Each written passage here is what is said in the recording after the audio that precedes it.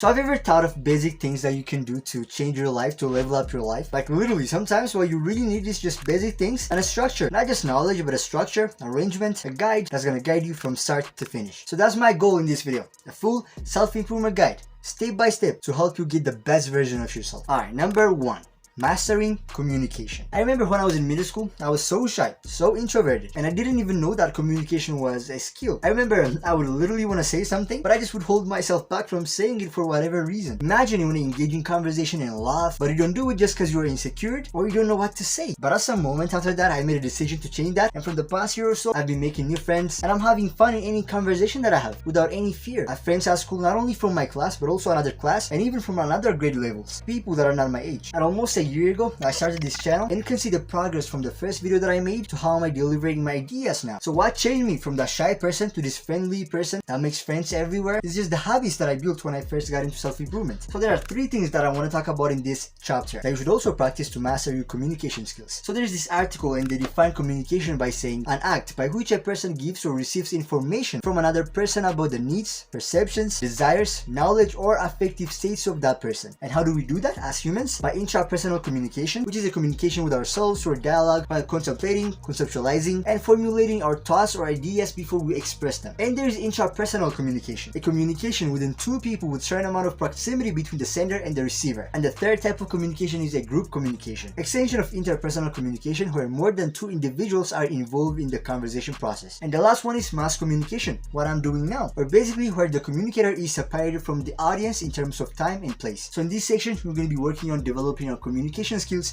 on these 4 types of communications. So my first tip is make sure your voice is heard. So let's say you're with people and they're talking and they're sharing ideas and you want to say something, whether you're talking with one person, with a group, making a presentation, or making a YouTube video. So here in these type of situations, whenever you catch yourself holding yourself back from saying something because of fear, insecurity, or whatever, just force yourself to say it out aloud. Just say it by raising your voice a little bit than usual. So as I told you, I was practicing these skills, and one day I remember I was with 4 girls from school, and we used to go to school together. So we were walking to school that day in the morning, and everyone was talking and sharing their ideas, but I was silent. And at a certain point while they were talking, I wanted to say something. I wanted to reply to something that they were talking about. But my anxiety came, and in my mind I was like, just don't say it, don't say it. And the moment I catch myself thinking like that, I just said it. And I said it being a little bit loud. And guess what happened after that? What I said was not embarrassing. I didn't get any odd reply from them as my mind assumed. They loved it. They laughed, and I got in the mood after that, and I started talking more and more. But that one simple act that I did, forcing myself to say something a little bit louder than usual just to make sure my voice is heard, it's really made a huge difference. And even on the research that I've showed you before, dominance,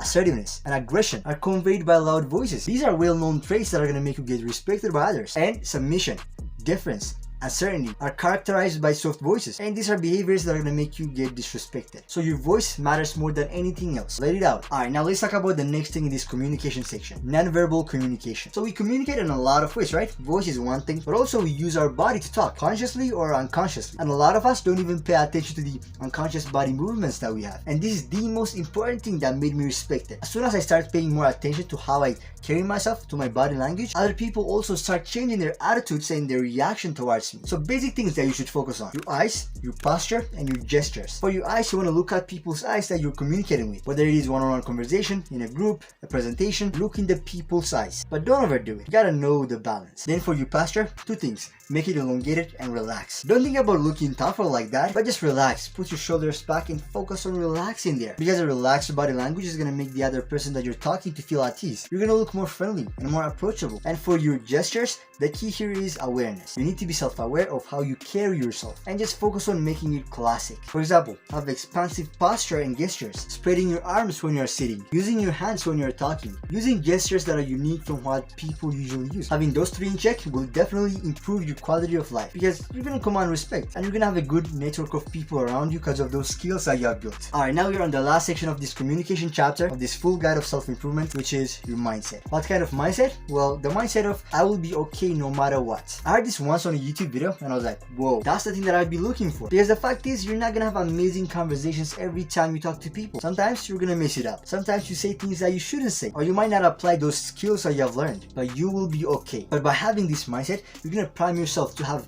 fun conversations, even in bad scenarios, even in awkward situations. Because your goal is not to be perfect, but just to have fun. Remember, a conversation's goal is just to share ideas. Don't think about it much, relax. Alright, now we are on chapter 2 on this full guide. By the way, if you're enjoying this video, subscribe and be part of the early community that I'm trying to build. And if you don't know me, my name is Navigadas, and my goal with this channel is to help people that are watching my videos get motivated, get inspired, and take action towards their goals. I always try to teach you from my experience and from my knowledge, so if you love this kind of content, join us. So let's get back to the video. This next chapter is input. So I think self-improvement is going to be nothing without input, without knowledge, without learning. And the fundamental thing why we all are in self-improvement is just because we want to learn new things and update ourselves to level up in our lives. And as Epictetus said, only the educated are free. So the first thing that I want to talk about input, about learning things, is you gotta start from finding a mentor. I got into self-improvement by watching YouTube videos, and those YouTubers are my mentors. And then after a while, when I started reading books, the authors of those books started to become my mentor. And the most successful people in this world are known to have mentors. Mark Zuckerberg being mentored by Steve Jobs, Oprah Winfrey being mentored by Maya Angelou, and the most influential people in history like Socrates mentoring Plato, and Plato mentoring Aristotle. And this trial alone has to show you how mentoring is crucial. This is like a story back in the 400 BC. And nowadays, finding a mentor is so easy with social media. So if you want to take this seriously, be aware of who you are following on social media. Don't get bombarded with mindless content on your social media feed. Have people that are high status, smart people, people who teach you great things. Alright, next thing in this input section is self-education. Self-educated people are called autodidacts. And we have seen for countless times what autodidacts can do. Leonardo da Vinci, a lot of us know him for the Paint Mona Lisa, but he taught himself basic writing, math, and reading skills without any formal education. And he has also created many scientific concepts and plans for inventions. Another autodidact that surprised me when I read about him on an article is a person called Grancile Woods, or Grancile Woods, sorry if I pronounced the name wrong. He's also called the Black Edison. He's not that famous, but in the article it says that he has contributed to the Holloway system in 19th century and had a great industrial impact. He left school as a teenager and had many jobs on railroad system, and that sharpened his knowledge and led him to several great inventions such as trawler and the induction telegraph. He even has like 60 patents, and he owned a company. Like, you can see how self-education is so important. Real self-development begins from teaching yourself, educating yourself on the things that matter to you. For me, books are the best things that you can use to learn new things. I've been reading books like seriously for the past year, and I can tell my mind has really transformed in the way that I see life and even in my standards of the things that I want to achieve. So read books, watch podcasts, watch YouTube videos that are valuable, even documentaries. You're just gonna learn a lot. But speaking about input, our minds, it just doesn't work by, gathering information. It needs to get constantly updated to also lose some information that no longer work. And that happens for you by cutting out bad influences. So if you have a bad person around you, from your friend group, from your family member, or even on social media, a person that is telling you things that does not align with your virtues, it's time to cut them off. Just in general, you should not only focus on learning, but also unlearning. Losing some of the old and updated information that you had, and also losing some of the bad influences that are in your life. Alright, now we are on chapter 3. This is gonna be a really interesting one. Goal setting. If you don't have any goals, you're not really trying to improve yourself. But you know what? Goal setting, it's an art. Because if it's not an art, everyone will achieve their goals. It is an art because you need to have the courage and the wisdom to set goals and to follow them. And without that, you're gonna end up being a loser, a real loser. So what are the things that you should consider when you start setting goals in self-improvement? First thing is habits. The only thing that matters for you to achieve your goals is just your daily habits. And as the saying goes, habits are what makes a man. But creating habits and sticking to them, it's hard, right? So I'm gonna give you tips and tricks to tackle that problem. So let's say you wanna start a new habit, okay? And that's gonna change your life. Now, are you gonna give it your 100% or are you just gonna half-ass it? Giving your 100% seems like a hard thing to do, right? People say give it your 100%, go hard or go home. And it seems like at the end of the day you'll be tired and exhausted and run out of any energy that you have. But let me tell you, what makes you feel tired and exhausted is doing something half-heartedly. Why? Let me explain. Because there is this thing called decision fatigue. The idea that if you make a lot of decisions throughout the day, your ability to make more and quality decisions is gonna get worse. And the only cause for this is living life half-heartedly. But if you live life chasing your goals, keeping your foot on the gas, giving your 100%, there's no decision to make. There's only one decision: giving your best and sticking to your plan. So the reason you cannot stick to your habits is just because you have got a lot of decisions to make throughout the day, because you're following your goals half-heartedly. You're still trying to decide whether to lie on bed and chill or work for a little bit, while the person that is committing fully has no choice but just to work. So habits only stick if there is no opposite choice and you seek the first initial choice, giving your best. And to help you with that, daily routine is so essential. There is no decision to be made when you have a daily routine. You exactly know what to do after you wake up. There is no, should I work out now or do it later? Or should I work on these projects now and work out later? No, with routine, you know what you do. You get up, and what is on your list? Working out? You work out. Is it 3-hour deep work? You do that. By the way, I live with routine, and what helps me to keep up with my routine is a daily checklist, because it shows you what things you're doing daily and what things you're not sticking to. And there is this app called Habit Tracker that I use, and what I do is at the end of the day, I check everything that I did throughout the day, and at the end of the week, I can see on that checklist, and I'm like, oh, I'm not working on this one for this week. I've been procrastinating this one. So you can also use it and check on your habits, and it's really motivating. So if you notice, this chapter is about goal setting, but all that I'm talking about is just habits. So I want you also to change the word goal to habits, because your goals are just fantasies. They're just things that you hope to happen. But what makes your goals your reality are your daily habits. You say, I want to build muscle. That's your goal, right? Now shift your focus on the habit. Quality workout for 30 minutes a day. Or as a goal, you might say, I want to start my YouTube channel. Now focus on, I'm going to shoot one video a day. It's that simple. Just change your goals into your habits, and that's how you technically set goals. The last one that I want to talk about in this section is more of a mindset thing. Your ability to come back faster from a setback. You are rarely gonna keep the motivation and discipline that you had when you start something. That's just a fact. There are gonna be days where you're just gonna waste all of your day not even remembering about your new goals and habits to achieve them. Days or even weeks might pass. But you need to be mentally resilient enough to come back instead of letting that lazy momentum kick in, and even to make you come back better than the setback. Because I also go through with it. The first thing that I do after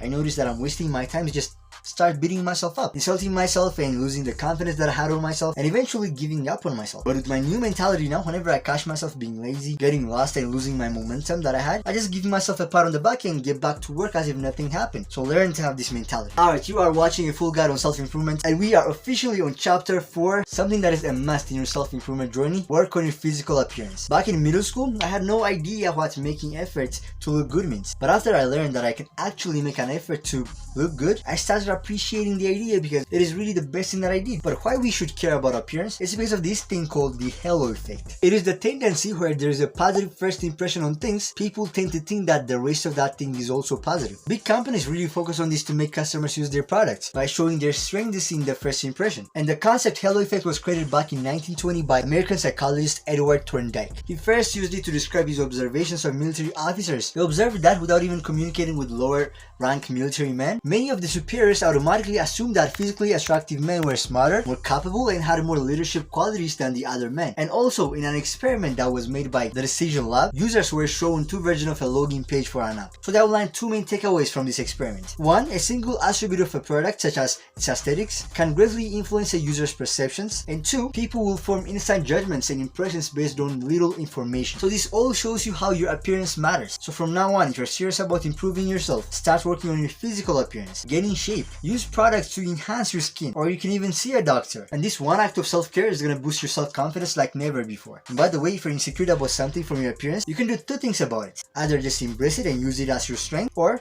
change it. If you don't have any chance to change it, embrace it. Let it shine through you. Because we have seen a lot of people, a lot of celebrities who used one odd thing from their appearance and they became successful because of it. We have seen people who use their insecurities as a strong charisma point for them. For me, one insecurity that I had for my most life was my teeth. I would feel embarrassed to laugh and just wish I could have a better teeth. But fortunately, I talked to my parents and they made me contact an orthodontist, and now I'm like 2 years in the process of aligning my teeth. I feel more confident now. I laugh anywhere, anytime, and this happened because at some point I decided to change it. So make an effort to look better, to get all those benefits that I told you, backing them up with research. Speaking of appearance, I've mentioned getting in shape to look better, right? So that's why in the next chapter of this guide I'm going to talk about fitness. We have seen a lot of transformations on the internet, and from those transformations we can tell that fitness is not only about the body. It changed your face, it changed your attitude, it changed your body language. Because when you build your body, or when you are greatly in shape, your gestures are going to look powerful. So I think through the years I've transformed my body really well, and I even stepped on stage like a month ago, so I can share what things that you can do to transform your body. And the first one is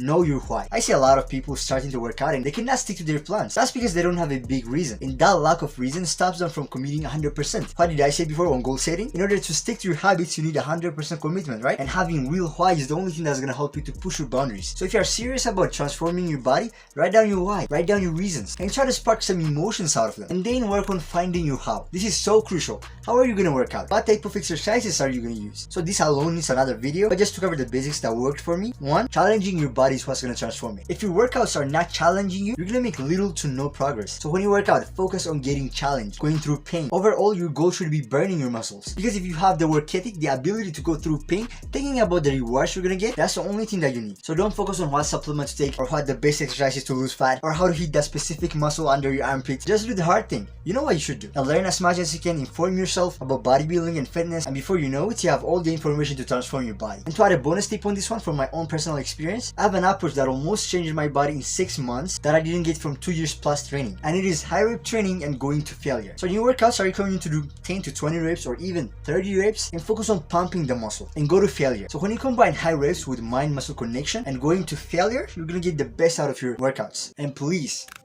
have a long-term goal. Don't think about 30-day body transformation. Don't believe that everything is gonna transform overnight. Every transformation takes time. It takes building the habit, then putting in the work day in, day out, and then being patient. And I'm telling you, at the end of it, everything is gonna be worth it. Alright, next up in this full guide, discipline. Again, this is also a topic that needs a video alone, but there are 3 things that you need to know about discipline. And I'm gonna explain them in brief. Free will, focus, and mental toughness. Let's start from free will. By the way, when I was scripting this video, when I get to this part, to this discipline part, I started reading the book Switch on Your Brain by Dr. Caroline Leaf. And in the first chapter, she argues with neuroscientists that free will is not an illusion. We have the ability to choose when we think consciously. And this was a nail in the coffin for my limiting beliefs. Because I used to think that all my actions are controlled by my subconscious mind and I have to reprogram it by doing a bunch of affirmations or visualizations. No, if I realize that something is not working out for me or I'm acting in a way that doesn't serve me, from that moment of realization, I can choose and decide what's best for me and act that way. And what has this to do with discipline? Because discipline is all about free will. If you have an exam tomorrow and you know that you have to get prepared, but you're getting tempted to play video games, you can choose what to do. The author in the book constantly says you're not the victim of your biology, meaning your brain doesn't have to control you. Your thoughts don't have to control you. So first step to become disciplined is to learn to be self-aware of yourself and just decide things from pure consciousness and believe in the fact that free will is a real thing. Your alarm goes off in the morning, but you want to stay in bed. What is that voice telling you to stay in bed? Is it a voice located somewhere in your brain? But so what? You're not a victim of your biology. You have the ability to choose. You can decide what to do and what not to do. Then once you have this mindset, focus is essential. Because without focus, you're not even gonna remember why you need to be disciplined. I've talked about it in my previous video. The thing that in the morning you gotta remind yourself of your goals and putting yourself in that hustle mode from the early morning is essential. And I've also talked about having a reminder throughout the day to keep you focused. It might be a sentence or a quote or a wallpaper, but just whatever to remind you to stop being lazy. And from that morning, just keep that momentum going. It takes 1 or 2 days of free will and choice to start building that momentum. And then just keep that focus. Don't lose sight of where you're going. The last thing we need to talk about is mental toughness. This is your superpower. This is almost the same as free will, but it will allow you to use your free will at its best. It is your ability to refuse to be intimidated of something and a determination to start or finish something even when things are not going your way. And you know what the best thing to do to develop it is just simply to practice it. There's no shortcut here. Pick one task from your daily habits and challenge yourself to do them even when you don't feel like doing them. Start with small, easy tasks. For example, it might be a challenge to make your bed perfectly every single day. Then do it for 30 days. Or maybe forcing yourself to do 1 more set when you're working out or to read 1 more page when you're studying and you're already exhausted. These little things are going to build your mental toughness. And mental toughness is also doing things even if they don't give a sense. We see this kind of peak mental toughness with athletes. If you watch sports, you know that there is this thing called off season, right? But some athletes keep their training and diet even on their off seasons, even when they're not supposed to train, when they're supposed to relax and chill. So you should also learn to perform even when you don't have meaning to do so, when you have so much time to accomplish things. That's a peak discipline. So work on these 3 that I've told you and you're on your way to get the best disciplined version of yourself. But again, have a long-term vision. It's gonna take some time, especially if you have not been disciplined for a long period of time. Alright. Chapter 7. Productivity. I think productivity is something that we should have been taught in school because logically speaking, it is the base of everything you do. Even if you have a bad work ethic and no discipline, you can work it out with productivity techniques. So first, let's talk about what makes it hard for you to stay productive. It's just laziness or lack of motivation. Temptations like movies, scrolling on TikTok, unhealthy foods. It is a willpower and discipline problem. We have already talked about discipline. So how to get the willpower to quit tempting bad habit of yours? Restrict access to temptation. Instead of trying to control yourself from eating that candy when you are on a diet, it is better not to have a candy in your house at all. Instead of getting constantly tempted by your phone when you are working, it is better not to have the phone on your table. This is the easiest thing that you can do to become a more productive person. Then my next tip is master the start and the end of your day. So there is this thing called the flow state. It's basically being in the zone. It is when you are fully immersed in the activity you are doing and you're fully focused and there's no friction. You are enjoying the process. But to have this much focus and attention is hard, right? That's why what you do first thing in the morning and last thing at night is very, very essential because these parts of your day are going to dictate whether you're going to get into flow state or not. So right now I'm trying to be more productive. So recently I started paying attention to those 2 parts of my day, and my productivity level is just going through the roof. So my advice from my experience: 1, just start working after you wake up. I don't care what your goal is. After you wake up, forget about having a morning routine, forget about meditating, and just get out of bed and start working on your goal. That's what I've been doing. First thing in the morning, I get out of bed and start working on my school studies. And research has shown that people that are expressing productivity say that morning is the best time to get into the flow state. There is less mental fatigue, you're fresh, you are energetic, and even a whole book has been made on this analogy: eat the frog. Then for the night, you only have to do one thing. Again, no ritual, no routine needed. Do it if you want to, but just get into your bed and just sleep. Just do that, and I guarantee you next morning you're gonna get into the flow state with ease. So I can talk much about productivity here, but I think it's gonna be just repeating things. So if you master the other things that I talked about in the previous chapters, like 100% commitment on your habits, discipline, and your fitness, you're gonna 10x your productivity. Alright, chapter 8, spiritual wellness. So in this video, till now we have worked on our mindset, our fitness, our body, but to have a complete guide, we need to talk about our spirit. This kind of self-care is what's gonna give you a peace of mind. And this kind of peace of mind is gonna manifest through the other parts of your life. If you have been in self-improvement for a while, you have heard about meditation, right? And it is arguably the best thing that you can work on to build your spirit. But how are you gonna meditate? What is the exact way to do it? How should you position your body? Like, these questions might arise when you think about meditating, but you only need one kind of meditation, in my opinion: mind disidentification meditation. But first of all, if you don't have any idea about meditation and what it does for you, let me explain it first. It's just an act of being aware of yourself, your surrounding, your thoughts, by concentrating your attention upon one thing. And a lot of people get this wrong. Even when I started meditating, I thought that meditating means just sitting there and silencing my mind, and if I think about something, I'm not meditating, so I need to suppress my thoughts and sit there thinking nothing. But what I've learned now, meditation is an act of not being affected, the art of non-reactiveness. Whatever it is, let it be, let it happen. When you're meditating, you think about something and you catch yourself doing that, don't judge yourself. Don't think about what you thought, just let it pass. If it doesn't go away, then let it be. That's what you learn from this identification meditation, the realization that you are not your thoughts. But again, another misconception is a lot of people think, even me until recently, that meditating is gonna make you peaceful like long term, like throughout the day, or it's gonna give you mind control for the whole day just because you meditated for 10 minutes in the morning. No, that just doesn't happen like that. What I mean by this is, meditating and being meditative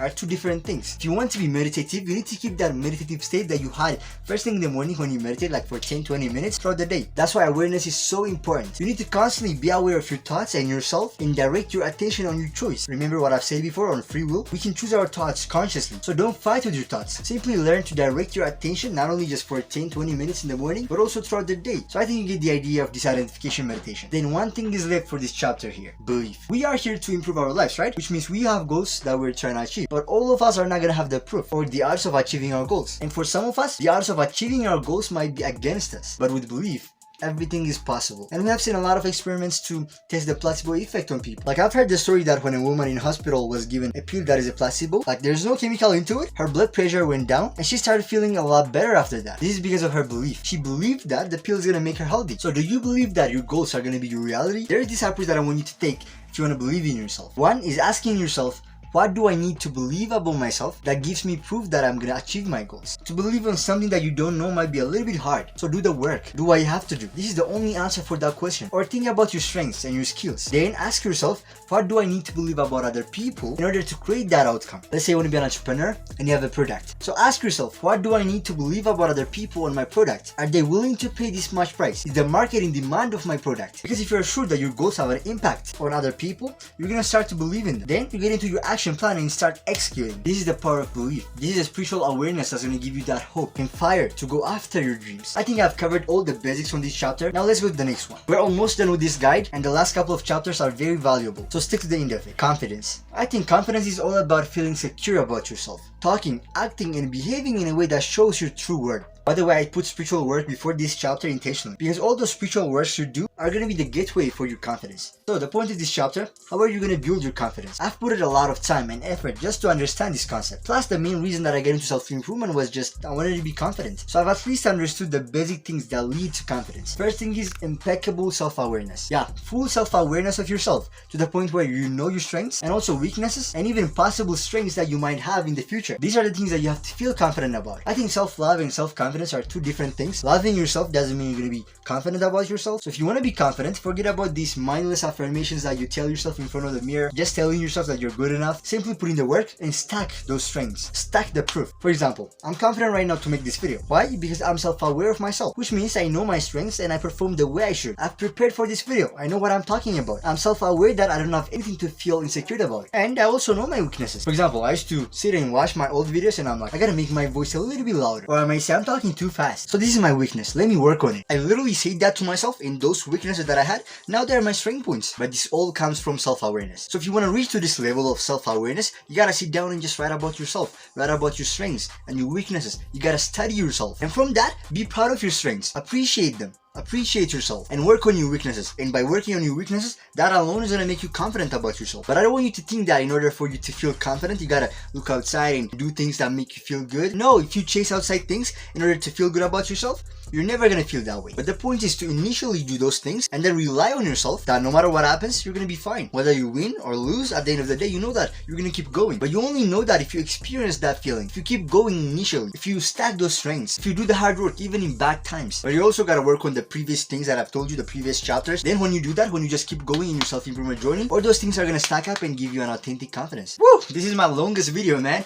Like, I'm feeling it. My legs are shaking. But I'm gonna finish it and deliver my message. So we are on the last chapter of this video, building healthy relationships. So if you see the structure of this guide, where did we start? First, we work on mastering our communication skills. Then on our mindset, our physical appearance and fitness, our discipline, confidence, being more peaceful within our spirit. Now tell me that after learning and working on all those things, you're not gonna be able to build healthy relationships. This is gonna be the easiest thing for you to do. So first, make sure that you have worked on all those 9 chapters that I've told you and doing your own research, reading books and increasing your knowledge on them. Then you're gonna focus on building healthy relationships with confidence. So I'm gonna talk about 3 things in this chapter. One is being positive. So as I told you, from the past year or so, I've been trying to build new relationships out of my usual circle. And the best relationships that lasted to this day are those that started with positive vibes. For example, me complimenting the other person or the other person complimenting me being approachable and having an open body language. These all relate to being positive. So as a rule, as a standard, whenever you see something good from other people, maybe just from their appearance or from their character, say it. Just tell them. You can say, oh, your hair looks good. Or you can say, hey yo, I really want to thank you for your kind words. Just practice complimenting people. Not just about their appearance, but also their character, their behavior. I'm telling you, that goes a long way. And energy is always gonna come back to you. So your positivity is gonna come back to you. At some point, you're gonna be surrounded with people that are positive, that just want the best for you. But at this stage, when you're trying to build new relationships and trying to be friendly with other people, you are gonna meet bad people, negative people, or even you might realize your old friends are toxic. So the next thing that you have to do is cleansing your circle. Building relationships doesn't mean having a bunch of friends. It just means having loyal people, a community of like-minded people that are gonna support you. So if there is any toxic person within your circle, be brave enough just to walk away from them. I'm telling you, this is the best decision that I've ever made in my life that enhances the quality of life that I'm living. Slowly decrease contact with them and then cut them off. Focus on your goals, focus on those positive people that you have, and by doing that, you're gonna get into the most peaceful part of your life. Then the next thing that's gonna help you build healthy relationships and make new friends, being friendly and approaching people. I've already talked about being friendly in the previous chapters, especially on the body language part, and then just start approaching people. There's nothing to fear. I'm telling you, if you see someone and if you feel like they're worthy of your time and to be your friend, just go there and talk to them. Go and just start talking about random things. Have a random conversation. That's how you're gonna have new friends. Not by sitting and reading books and watching videos. Yeah, that's it. This is it for me, for this guide. These are not just the only things that you can do in self-improvement, but if you nail all these 10 chapters that I've talked about, for sure, you're gonna get the best version of yourself. But also, you have to work hard, you gotta take action. I hope this video is gonna be so valuable for you, and I'm really sure about it. Thanks for watching. Ciao.